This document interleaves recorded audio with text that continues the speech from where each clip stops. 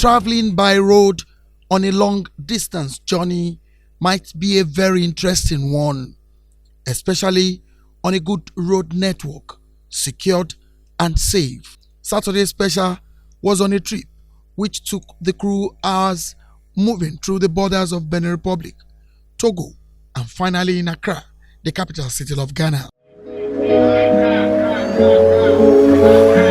With nearly 35 million inhabitants, Ghana is the second most populous country in West Africa, with its capital in the largest city, Accra. The event the crew was built to cover was to hold at the Accra Metropolitan Assembly, the political and administrative authority of the city of Accra. The Accra Metropolitan Assembly has a General Assembly, which is constituted by about 102 members. Two-thirds are elected representatives and one-third are government appointees. Accra Metropolitan Assembly is one of the 261 metropolitan and district assemblies in Ghana. As the event was going on, the consciousness of the news about a likely protest in the capital of Accra was on mind, although the crew left a day before the commencement of Nigeria's protest but was monitoring developments. A high court in Ghana blocked the civil society groups from holding protests in the capital, Accra. One of the organizers said joining other African governments in trying to quell youth-led demonstrations over the high cost of living. Organizers said the protests will draw over 2 million people onto the streets to demand more action from President Nana Akufo-Addo on corruption and living conditions, as well as to protest delays in signing an anti-LGBT bill into law. Although it was a known fact that a wave of youth demonstrations has swept across several African countries in recent weeks, all boils down to cost of living. We actually have the same thing happening in Ghana today. A lot of people are so disillusioned about how the politicians are virtually deciding for them as to what to do and what not to do. They are refusing to listen to the voice of change, but the voice of change, it starts as a voice, eventually it becomes an action. And that is what is the wind that is blowing now, because I can sense from the youth. I saw Kwame Nkrumah in the 1960s, till date. And given the changes that have gone on politically, I can see that it's like, a broken album is beginning to repeat itself. All what happened that brought the military to power is beginning to happen again. And that is dangerous. In January this year, in line with Section 113 1A of the Labour Act 2003, Act 651 of Ghana, the National Tripartite Committee increased the national daily minimum wage from 14.88 Ghana cedis to 18.15 Ghana cedis.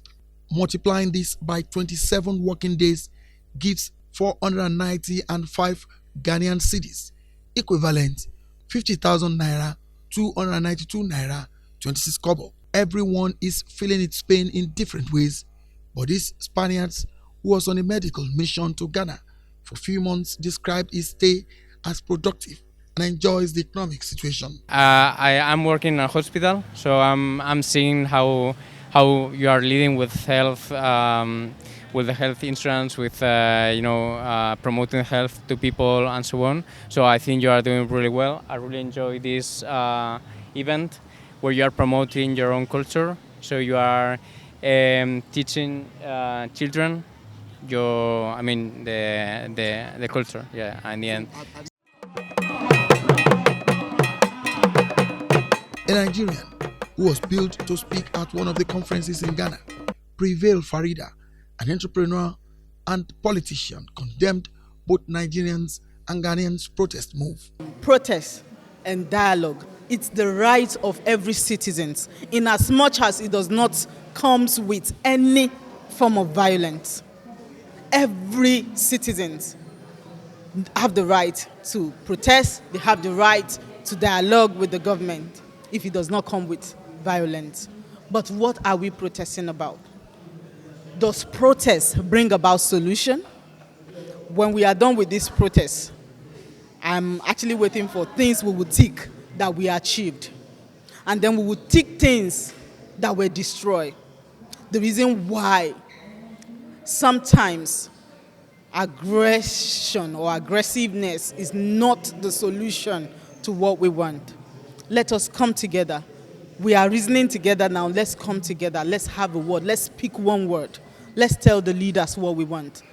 There was also a call for leaders at all levels of the African countries to buckle up and listen to their citizens. Cost of living is terrible. It's horrible. Not even terrible.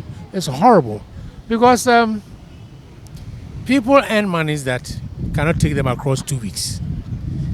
And so you would ask, how do they live? How are they able to manage with the little money that they make? And that is why there's so much strife. People are stealing left, right, center. People are doing all kinds of things just to survive. You know, aside of that, your normal life that you lead in your home, you also have children, you have relations, you have friends, you have people that you take care of. How do you do that? Away from the protest on economic situation to another rivalry between Nigeria and Ghana. This time around, not in football, but cooking skills and styles. Although it might look pedestrian, but it has generated so many views on social media. Ghana and Nigeria jollof rice. Jollof rice. Yeah, the rice, yeah, their food. The rice, yeah. Yeah, fufu. Yeah, Yeah, I've tried. Yeah, for me, I try, I test it, but I prefer other things. But I like, yeah, I try. I'm trying everything that I can find that are from here, so I'm trying. I find it enjoyable, very delicious, and those who cook it too, they put exciting when cooking. Nigerian jollof rice has more sides, while Ghanaian jollof rice comes with Cheeto toppings, fried plantains, meat or fish as sides. Nigerian jollof rice is served with meat, fried plantains, Nigerian salad, coleslaw, and moi moi. I leave you, our esteemed viewer, to judge.